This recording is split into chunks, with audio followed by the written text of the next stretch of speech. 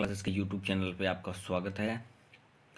आज हम देखेंगे लूसेंट जीके, जिसमें साइंस और हिस्ट्री, पॉलिटिक्स आदि के क्वेश्चंस रहेंगे इसमें। चैनल पे आप नए हो तो चैनल को सब्सक्राइब जरूर करें और बेल आइकन पर प्रेस कर दीजिए ताकि आपको आने वाली अपडेट्स की नोटिफिकेशन मिल सके। और वीडियो अगर अच्छी लगे तो ज़्यादा से ज़्यादा शेयर करें, लाइक करें। चलिए शुरू करते हैं। सैनिकों के भले के लिए मूल्य नियंत्रण नीति किसने लागू की थी? सैनिकों के भले के लिए मूल्य नियंत्रण नीति किसने लागू की थी? अलाउद्दीन खिलजी। भारतीय सिविल सर्विस आईपीएस किसके समय में चालू की गई थी? भारतीय सिविल सर्विस आईपीएस किसके समय में चालू की गई थी? Lord Cornwallis. शरीर की सबसे बड़ी ग्रंथि कौन सी है? शरीर की सबसे बड़ी ग्रंथि यकृत। आराम हराम है ये नारा किसने दिया था? पंडित जवाहरलाल नेहरू। भारत में टेलीविज़न कार्यक्रम का प्रसारण कब से शुरू हुआ था? भारत में टेलीविज़न कार्यक्रम का प्रसारण 1959 से शुरू हुआ था। 1959 से। सबसे प्राचीन स्मृति कौन सी है? सबसे प्राचीन स्मृति मनुस्मृति है।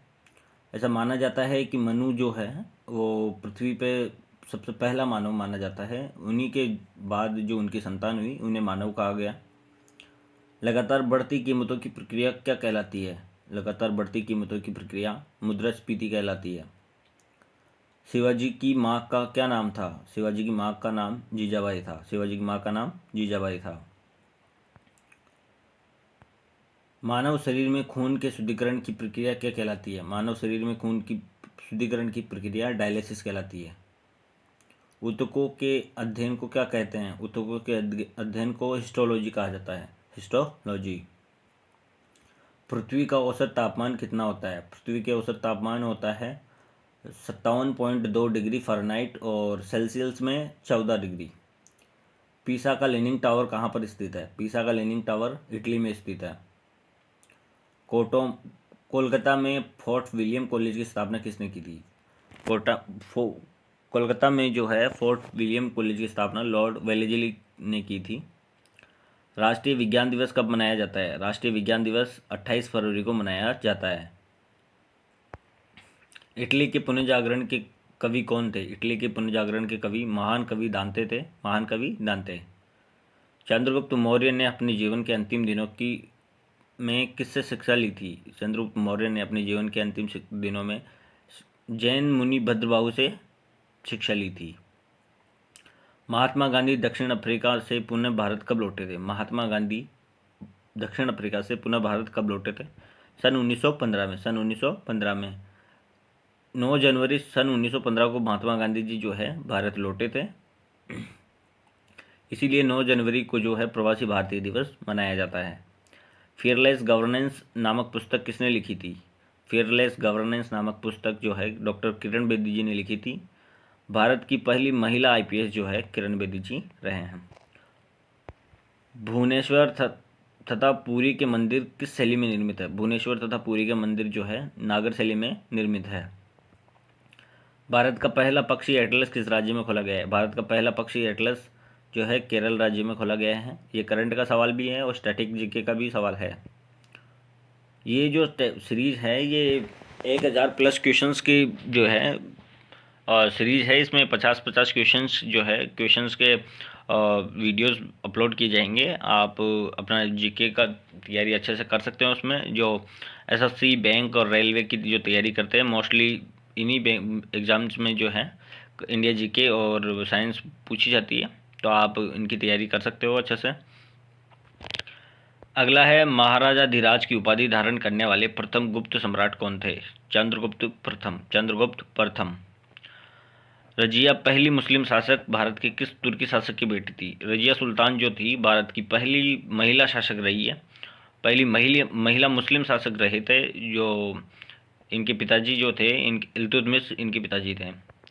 बोध गया एक महत्वपूर्ण तीर्थ स्थल क्यों है? बोध गया एक महत्वपूर्ण बौद्ध तीर्थ स्थल इसलिए है क्योंकि वहाँ महात्मा बुद्ध जो है इनको ज्ञान की प्राप्ति हुई थी बुद्ध पूर्णिमा के दिन। इनसे रिलेटेड और भी है, जैसे महात्मा बुद्ध ने जो जब घर से बाहर निकले थे उसे बोलते हैं महाभिनिष्क्रमण। जो निकले थे उसे महाविनिष्क्रमण, और ज्ञान की प्राप्ति जो है उसे, इनको जो है ज्ञान की प्राप्ति वो पीपल के वृक्ष के नीचे हुई थी। तंजावुर का राजराजेश्वर मंदिर किस देवता को समर्पित है? तंजावुर का राजराजेश्वर मंदिर जो है भगवान शिव को समर्पित है, भगवान शिव को समर्पित है। उकाई बांध किस नदी पर स्थित है? उकाई बांध जो है ताप्ती नदी पर स्थित है, ताप्ती नदी पर। भारत के कितने राज्यों की सीमा सिक्किम से जुड़ी है? भारत के कितने राज्यों की सीमा सिक्किम से जुड़ी है? भारत के एक राज्य की सीमा जो है सिक्किम से जुड़ी हुई है। छत्तीसगढ़ का स्थापना दिवस कब मनाया जाता है? छत्तीसगढ़ का स्थापना दिवस जो है 1 नवंबर 2000 को मनाया जाता है। 1 नवंबर 2000 को जो है छत्तीसगढ़ एमपी से अलग होकर अलग राज्य बनाया गया था। उसके बाद ही राजस्थान जो है भारत में सब क्षेत्रफल की दृष्टि से प्रथम स्थान पे रहा है। जनसंख्या की दृष्टि से भारत का छोटा राज्य कौन सा है? जनसंख्या की दृष्टि से भारत का सबसे छोटा राज्य जो है सिक्किम है, और क्षेत्रफल की दृष्टि से जो है गोवा सबसे छोटा राज्य है। क्षेत्रफल की दृष्टि से सबसे बड़ा राज्य जो है राजस्थान, और जनसंख्या की दृष्टि से सबसे बड़ा राज्य जो है उत्तर प्रदेश है। भारतीय संविधान का नागरिकत्व पर धारा किस देश से संविधान से प्रेरित है? जो ये भारतीय संविधान में जो नागरिकत्व की धारा जो है वो यूके से प्रेरित है। संविधान सभा की मसूदा समिति के अध्यक्ष कौन थे? संविधान सभा की मसूदा समिति के अध्यक्ष जो है डॉक्टर भीमराव अंबेडकर साहब जो थे। किस पदार्थ का उपयोग हड़प्पा काल की मोहरों के निर्माण में किया जाता था? किस प्रकार की मोहरों का निर्माण हड़प्पा काल में मोहरों के निर्माण के लिए किया जाता था? तो सेलखड़ी जो है पदार्थ जो है उससे हड़प्पा काल में मोहरों का निर्माण होता था। सिंधु सभ्यता का पतन नगर बंदरगाह कौन सा था? जो बंदरगाह है सिंधु सभ्यता का वो लोथल, ये गुजरात में है। दिल्ली सल्तनत की दरबारी भाषा क्या थी? दिल्ली सल्तनत की दरबारी भाषा फारसी थी। अल बेरूनी किसके शासनकाल में अल बेरूनी जो है के शासनकाल में भारत आए थे या इतिहासकार रहे थे? मोहम्मद गजनवी के समय में जो थे वो इतिहासकार रहे थे। तालीकोटा का युद्ध कब हुआ था? 1665 में, 1565 में तालीकोटा का युद्ध हुआ था।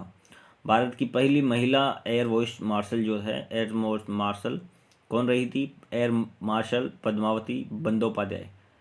Air marshal Padmavathy Bandyopadhyay.